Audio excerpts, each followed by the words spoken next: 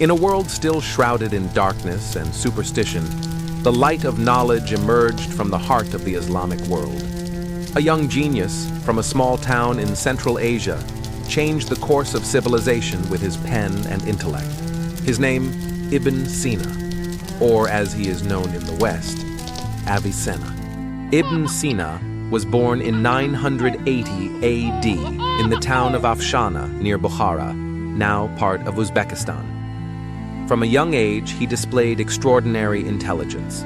By the age of 10, he had already memorized the Quran. At 16, he became a sought-after physician, and by 21, he had written scientific works that are still discussed to this day.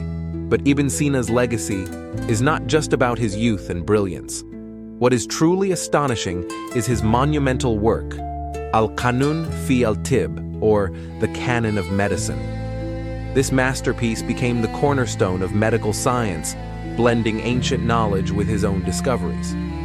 For centuries, it served as the definitive medical textbook in both the East and the West, shaping the practice of medicine long after his time, a true testament to the enduring power of human intellect.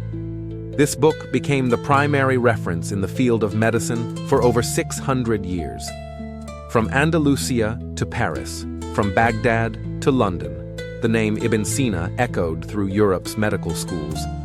Yet, history is not always honest. Though his genius illuminated the path of science, the West often remembered him merely as Avicenna, obscuring his origins and the Islamic world's contributions. Knowledge has no borders, but history, at times, draws them with a biased pen.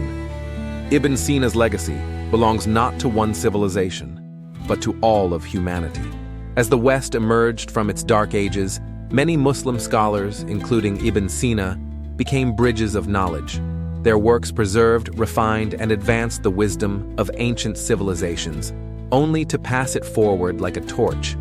But as the tides of history shifted, their names were slowly erased. The West, in its Renaissance, often forgot the hands that kept the flame of learning alive. Manuscripts were translated, theories were adopted, yet origins were obscured. A selective memory took hold, where the roots of progress were rewritten. Ibn Sina's story is not unique. It is the story of countless thinkers whose legacies were overshadowed by the march of time and the politics of memory. Yet truth endures. Today, we reclaim their place in history, not as borrowers or middlemen, but as pioneers who shaped the very foundations of modern science and medicine. The light of knowledge knows no borders, and justice in history demands that credit finds its rightful home. Ibn Sina was recast as Avicenna, a Latinized name that severed him from his Islamic roots and heritage, as if his legacy were not born from the civilization that nurtured him. Even today, many students in the West never learned that Avicenna was a Muslim, a man who prayed, recited the Quran, and pursued knowledge as an act of faith. They study his laws of medicine, his theories of the soul, his astronomical calculations, yet they are taught to detach his genius from the faith and culture that shaped it. But history cannot be so easily rewritten. Ibn Sina himself wrote under the banner of Al-Hikmah la tahtazil bi'ard. Wisdom is not bound by land. Yet wisdom does have a birthplace, and justice demands we remember. The man who illuminated the path of science was a scholar of Islam, a thinker of the Ummah, and a son of the East. His name was Ibn Sina, and the world owes him more than a footnote. It owes him the truth. Now, as the world once again searches for meaning and truth, as the Muslim Ummah rises to reclaim its identity, the time has come to take back that legacy. No more will we allow our giants to be reduced to footnotes in someone else's narrative. No more will we let their faith, their culture, their very names be stripped away. Ibn Sina was not just a father of modern medicine. He was a Muslim scholar whose work pulsed with the rhythm of La ilaha illallah. His genius was nurtured by the Quran, his ethics shaped by the Sunnah, his curiosity ignited by the Islamic Golden Age's thirst for knowledge. This is not just about history, it's about the future. When a young Muslim today opens a textbook and sees Avicenna instead of Ibn Sina, when they're taught his science but not his deen, a fracture forms, a disconnect between who we were and who we are. But cracks can be sealed. Let us resurrect his name in full. Abu Ali al-Hussein ibn Abdullah ibn Sina. Let us teach his story with his faith, his achievements with his prayers, his Latinized fame with his Arabic roots. For reclaiming our heroes is how we reclaim our destiny. The Ummah is not a relic of the past. It is a force waiting to rise again. And it begins by remembering. We were the civilization that once lit the world. And with the same faith, the same courage, we will do it again. The pen is in our hands now. Let us write the next chapter. Ibn Sina is proof that Islam is a religion of knowledge, where the first revelation commanded, read. And seeking wisdom is an act of worship.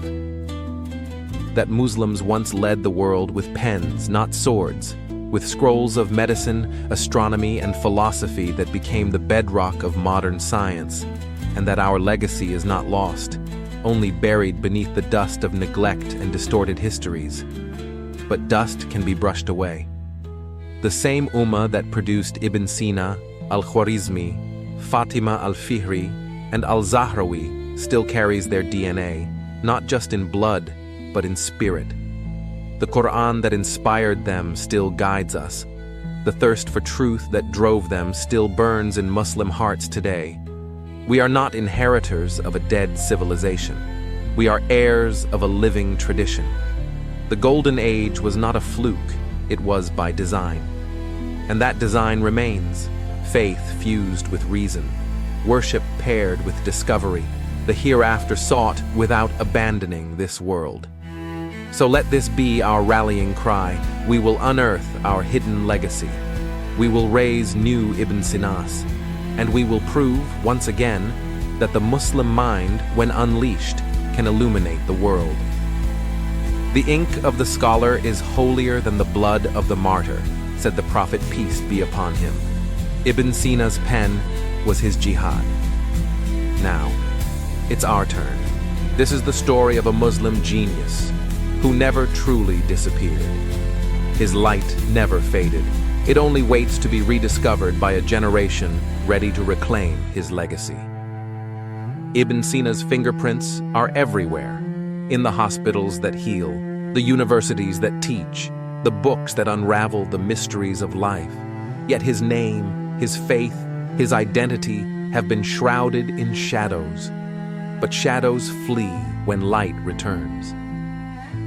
Today, a new generation rises, one that reads his works and recognizes his prayers, that studies his science and revives his spirit. A generation that asks, if he could reshape the world with ink and intellect under the banner of La ilaha illallah, why can't we?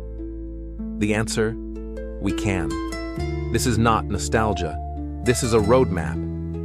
Ibn Sina's legacy whispers to us, you were born from a civilization that turned the unknown into the known, the impossible into the possible.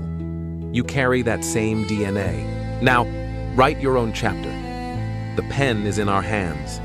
The time is now. Let his story continue through us. Click like, subscribe, and don't forget to share with all humans in this part of the world. Find more miracles that are not taught in school